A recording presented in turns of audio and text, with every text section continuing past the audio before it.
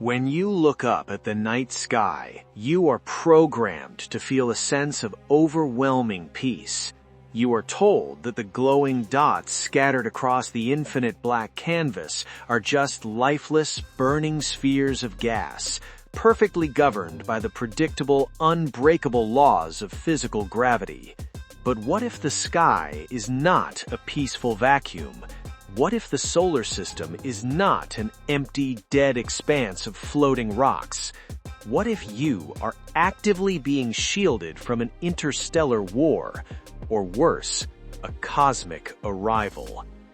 Since you were a child sitting in a classroom, mainstream astronomers and government space agencies have sold you a very comforting, perfectly packaged narrative about the largest planet in our solar system, Jupiter. They tell you that Jupiter is the gentle giant, the vacuum cleaner of the solar system. With its massive gravitational pull, it supposedly sucks in dangerous asteroids and rogue comets, protecting our fragile little blue planet from catastrophic, extinction-level impacts. They want you to believe that Jupiter is just a lifeless, swirling ball of hydrogen and helium, blindly taking bullets for humanity. But what if Jupiter is not a natural planetary shield? What if it is a highly active, heavily guarded orbital quarantine zone? Welcome back to Vantage Elite. Today, we are opening a highly restricted, heavily classified file on the true nature of the Jupiter anomalies. We are going to look way beyond the doctored NASA telescope images and expose the terrifying quantum reality behind the massive impact flashes constantly occurring on the surface of the gas giant. What if the massive objects crashing into Jupiter are not random asteroids or dead comets? What if the government knows exactly what these objects are, and they are terrified? What if these are not random crashes, but highly coordinated arrivals? Before we decode the deep space telemetry and expose what is actually hiding inside the storms of Jupiter, you need to understand that the algorithm suppressing this channel relies on a population that refuses to look up. Hit the like button right now to force this frequency into the system and disrupt their code. And if you are ready to unlearn the lies of mainstream space exploration, hit the subscribe button. We don't just scratch the surface, we expose the core.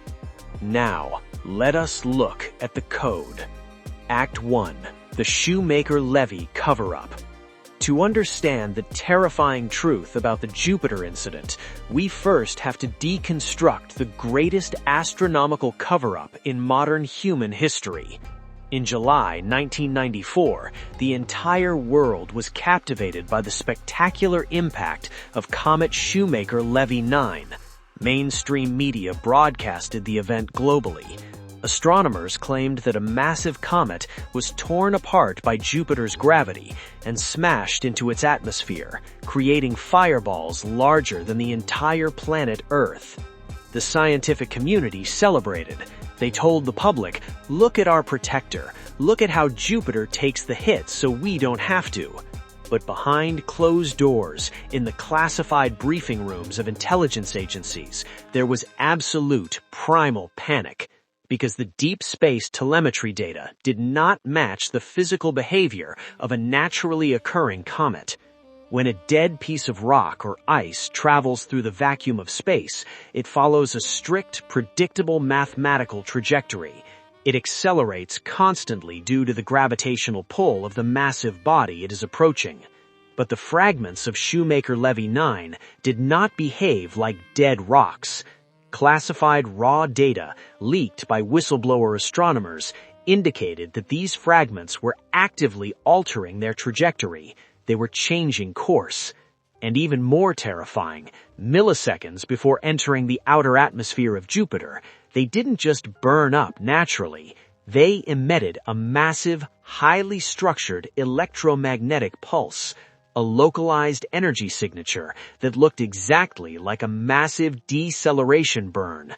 They weren't just falling into the planet, They were actively braking. They were docking. Part 2. The Deceleration Anomaly and the Recent Flashes.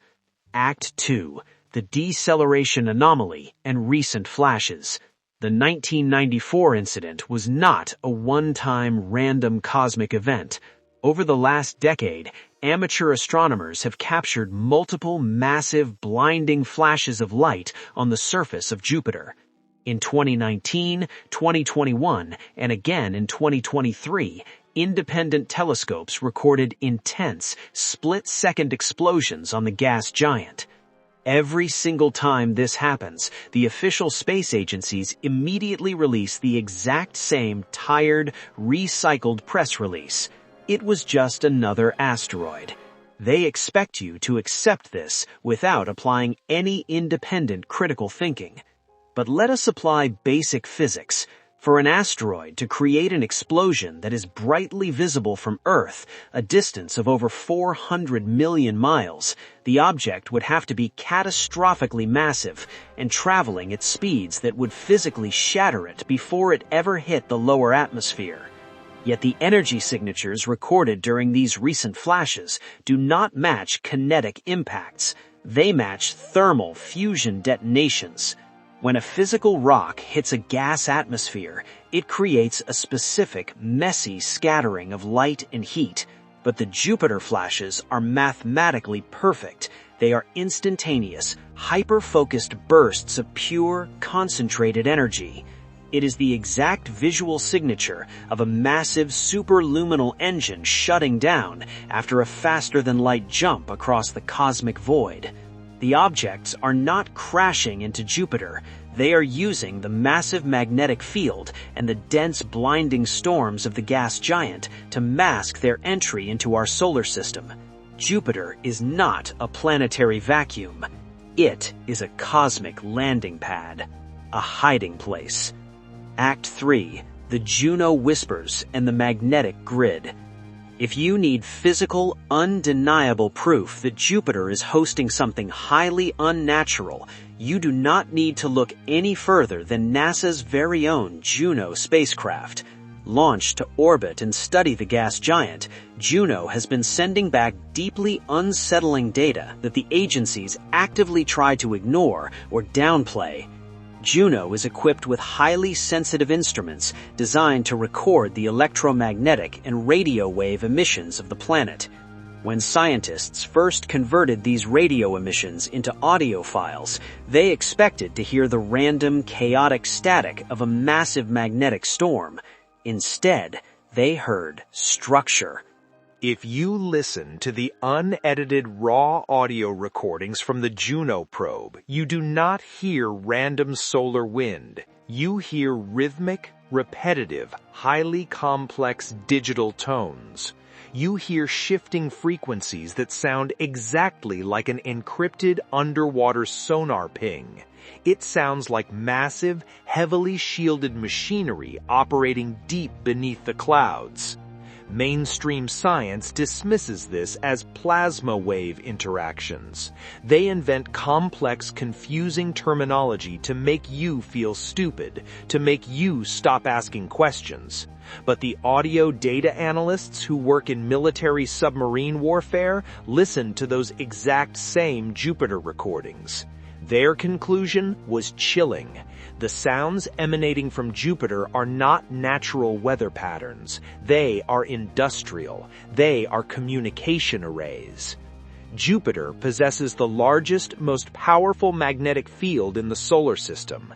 It is a massive, spinning dynamo of pure energy. What better place for a highly advanced interstellar intelligence to hide a massive city-sized orbital station? The storms provide perfect visual cover, and the immense radiation perfectly scrambles any deep space radar trying to scan the interior. Part 3. The Great Red Spot and the Awakened Resistance. Act 4. The Great Red Spot and the Intentional Crashes. The most iconic feature of Jupiter is the Great Red Spot, a massive, violently spinning storm that has been raging for over 400 years. It is large enough to swallow the planet Earth 3 times over. But astronomical records show something deeply disturbing. The Great Red Spot is changing. It is shrinking, and its internal wind speeds are actively increasing to impossible levels. It is as if a massive planetary-scale engine is spinning up, preparing for something. What is actually hiding in the eye of that 400-year-old storm? Is it a permanent atmospheric shield designed to hide a colossal ancient structure? Consider the extremely suspicious behavior of the space agencies themselves. When the Galileo space probe finished its mission at Jupiter in 2003, NASA did not just let it float away. They did not leave it in a stable orbit. They intentionally, aggressively piloted the probe directly into the crushing atmosphere of Jupiter, destroying it completely.